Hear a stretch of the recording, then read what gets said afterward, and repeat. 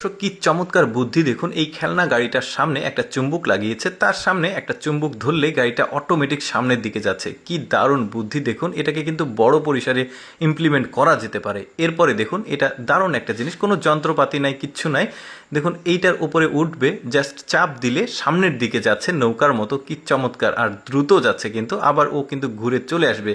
কি দারুণ বুদ্ধি খাটিয়েছে দেখুন এই জিনিসটাকে।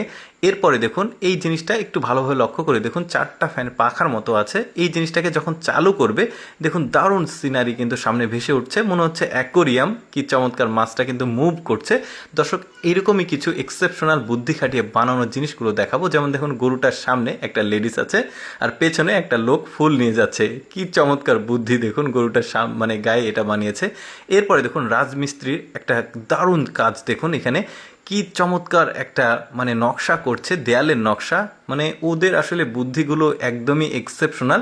কি দারুণ লাগছে। আরও একটা দেখাবো দেখুন, এইটা কিন্তু সিম্পল হলেও বেশ চমৎকার। তারপরে এইটা দেখুন, এটাও একটা ডিজাইন, দেয়ালেরই ডিজাইন।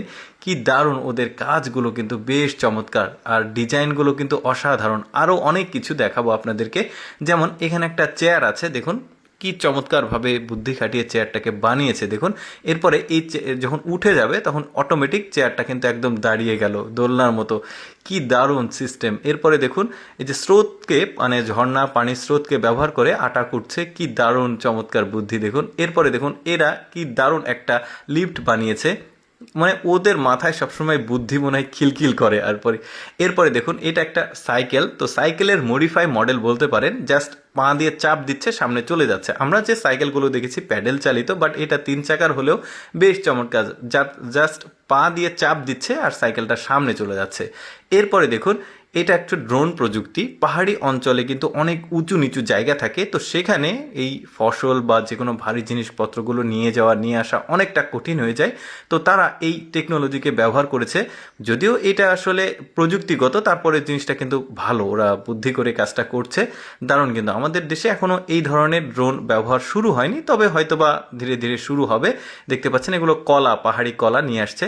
এরপরে দেখুন, এটা হচ্ছে ফসলে বীজ লাগানো একটা মানে বুদ্ধি দেখুন। উপরে একটা ট্যাঙ্ক আছে, ওর মধ্যে কিন্তু বাদাম দেওয়া আছে। এখন এটা ঠেলা দিলেই ওই বাদামটা কিন্তু মানে মাটিতে লেগে যাচ্ছে। তারপরে এইটা দেখুন, একটা ফিল্টার একদম ঘোলা পানির মধ্যে প্রবেশ করিয়ে এটার মধ্যে ফিল্টারের যন্ত্রটা দিল। এবার এটাকে লক করে দিবে, দেখতে পাচ্ছেন।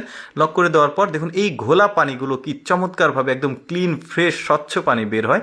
এটা সম্ভবত বন্যা কবলিত এলাকার জন্য খুবই কাজে আসবে। দর্শক, কেমন লাগলো আজকের এই ভিডিওটি অবশ্যই কমেন্ট করে জানাবেন। আর এই রকম ব্যতিক্রম ভিডিও প্রতিদিন দেখতে আমাদের লেটস গো ফেসবুক পেজটি ফলো রাখতে পারেন। ধন্যবাদ সবাইকে।